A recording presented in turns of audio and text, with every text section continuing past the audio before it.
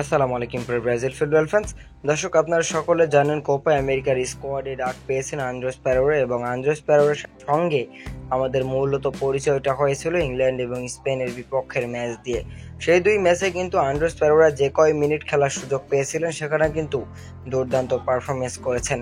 এরপরে কিন্তু তার ক্লাব ফুলহ্যামের হয়ে কিন্তু প্রতিনিয়তই অপ্রতিরোধ্য পারফরমেন্স করে যাচ্ছেন এই ব্রাজিলিয়ান অ্যাটাকিং মিডফিল্ডার। মূলত তাই তো আগামী সিজনে নিজের দল পরিবর্তন করার আভাস মিলেছে গ্লোবো স্পোর্টসের মধ্য দিয়ে। কেননা সাম্প্রতিক সময়ে গ্লোবো স্পোর্টস কিন্তু একটা নিউজ দাবি করেছে যে আন্দ্রেস পেরেরাকে দলে ফেরানোর জন্য নিউক্যাসল ইউনাইটেড, অ্যাস্টন ভিলা এবং টটেনহাম হটস্পারের মতো ইংলিশ ক্লাবগুলো কিন্তু বসে আছে। মূলত আন্দ্রেস পেরেরা কিন্তু দুর্দান্ত একজন ফুটবলার, এটা আপনাকে মানতেই হবে। নিউক্যাসল, অ্যাস্টন ভিলা এবং টটেনহাম এই তিন দল কিন্তু তাকে নেওয়ার জন্য আগ্রহ প্রকাশ করেছে। তবে তিনি এখন কিছুই বলেননি, তিনি কোপা আমেরিকা শেষ করার পরেই তার সিদ্ধান্তটা তিনি নেবেন। এবং আমি পার্সোনালি চাই আন্দ্রেস পেরেরা যেন টটেনহাম হটস্পার অথবা নিউক্যাসল ইউনাইটেডে যায়, কারণ এই দুটো দলে গেলে কিন্তু আন্দ্রেস পেরেরা অনেক বেশি প্লেইং টাইম পাবে।